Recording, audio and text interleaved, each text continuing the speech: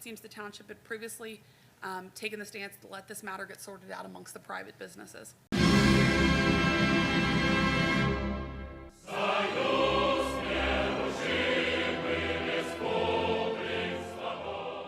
As there has not been a driving force in getting the 11 mall property owners together.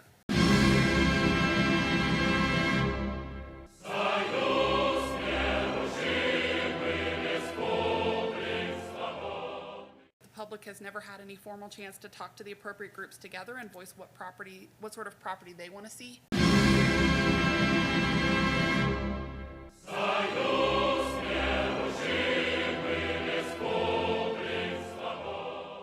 I've reached out to as many of the mall ownership groups as I could find. I've had phone calls and asked people about the long-term vision for the mall property.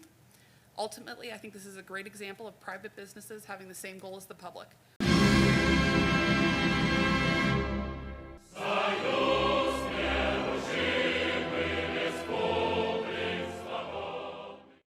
I'd like the trustees to consider authorizing me tonight to start soliciting a vendor to help us draft a master plan for the mall complex.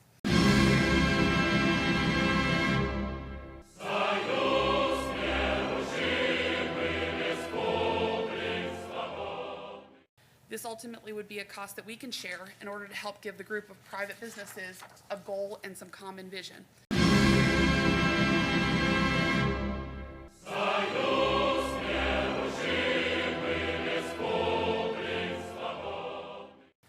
We will continue during this process to seek out partners, but I want this board to consider giving me the ability to start driving that ship.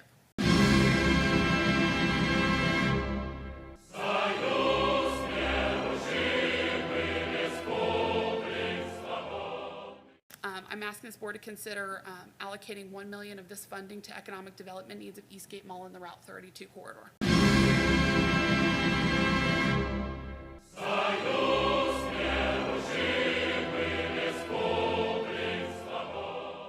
We're not unusual in going through this process. Northgate Mall went through a similar process in Coleraine Township.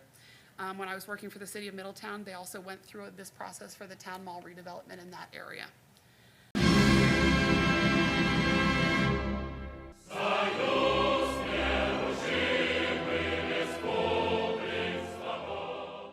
That's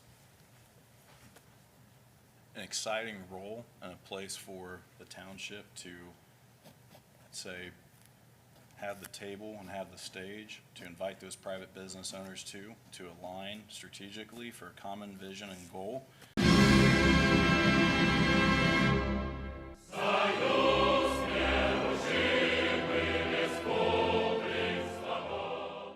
And I think that's what our residents want to see as far as their engagement and being heard as to what is the most economically advantaged resource that provides for amenities that the community wants.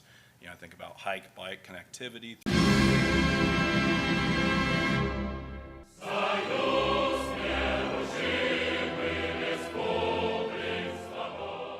So I would assume that Dillard's, JCPenney, the Grandma's family, and Kroger would want this done, because if there is a master plan and it can be fulfilled, I would assume their business would skyrocket and do well. Have they committed to you yet to help with, taking on some of the cost of this master plan to have it done? Have you got any kind of commitment from them at all? I have spoken with each of those entities. They have not committed specific funds, but a lot of what conversations we've had up to this point in time have been theoretical. I mean, until we know exactly how this is going to move forward, it's a bit of a theoretical discussion. Fair enough. All of them have indicated they would like to participate in this process and support getting something done, but there's not been that kind of specificity discussed. Fair enough. Well, just for taxpayers' money, I don't mind the township having some skin in the game, but obviously let's try to convince the actual owners of the property to have some skin in the game as well, if you know what I mean when I say that. So let's split the bill up and be fair about it. Let's try to.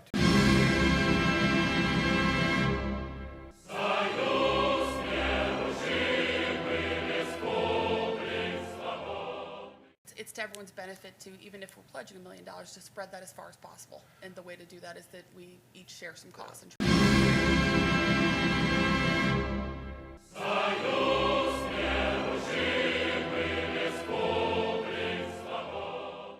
So there's going to be a tertiary effect here that is, I think, a force multiplier and a benefit.